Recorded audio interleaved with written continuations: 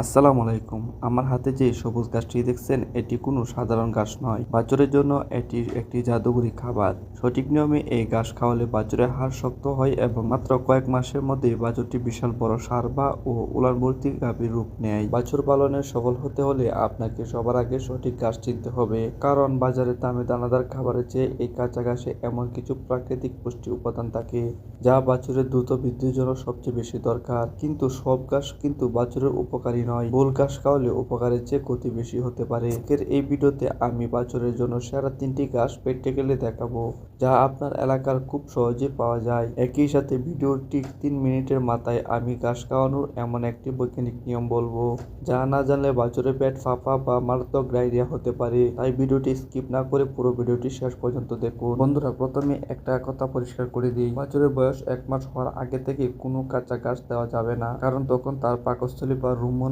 ঘাস হজম করার জন্য তৈরি থাকে না। 1 মাস হওয়ার পর থেকে বাছুরের জন্য সেরা 3টি ঘাস হলো। যেহেতু আমাদের বাছুরগুলো বড় হয় তাই কোনো সমস্যা হবে না। আপনার বাছুর যদি ছোট হয় তাহলে 1 মাস পর থেকে এই কাঁচা ঘাস দিবেন। 1 মাস পার অথবা বড় বাছুরের জন্য সেরা 3টি ঘাস হলো, 1 নম্বরে হচ্ছে কচি নেপিয়ারের পাতা। বড় গরুর মতো বাছুরের শক্ত খণ্ড ও চিবাতে পারে না, তাই নেপিয়ার ঘাসের উপরে একদম নরম ও কচি পাতাগুলো চিরে বাছুরকে দিবেন। 2 নম্বরে হচ্ছে কেলাই ঘাস অথবা মিশ্রণ ঘাস, যেটিকে অন্য ভাষায় প্যারা বা জার্মান ঘাস বলা হয়। এই যে লতানো ঘাসটি দেখছেন এটি খুব নরম ও রসালো হয়। এই যে কেলাই লতানো ঘাসটি দেখছেন এটি খুব নরম ও রসালো হয়। ছোট বাছুর এটি খুব সহজে চিবিয়ে হজম করতে পারে এবং এটি বাছুরের শরীরে ঠান্ডা রাখে। 3 নম্বরে হচ্ছে কাঁচা ঘাস, যে ঘাসগুলো আমাদের খেতে খামারে পাওয়া যায়। এই ঘাসগুলোর সাথে নানান ধরনের ঘাস থাকে, সেটি একবারে মিশ্রণ ঘাস বলা হয়। এই ঘাসগুলো বাছুরকে দিলে বাছুরের ওজন দ্রুত বাড়বে এবং খুব তাড়াতাড়ি বড় হবে। এখন আসি সবচেয়ে গুরুত্বপূর্ণ বিষয়ে, যা অনেক খামারেই জানে না। জমি থেকে ঘাস কেটে কি সরাসরি বাছুরকে খেতে দেবেন? একদম না। বিশেষ করে নিচু জমি বা জলাবদ্ধ জায়গায় ঘাসের পাতায় কৃমির হাজার হাজার অদৃশ্য ডিম বা লার্ভা লেগে থাকে। এই ঘাস সরাসরি বাছুরের পেটে গেলে বাছুরের কলিজা কৃমি হবে এবং বাছুর দিন দিন শুকিয়ে ও কঙ্কাল হয়ে যাবে।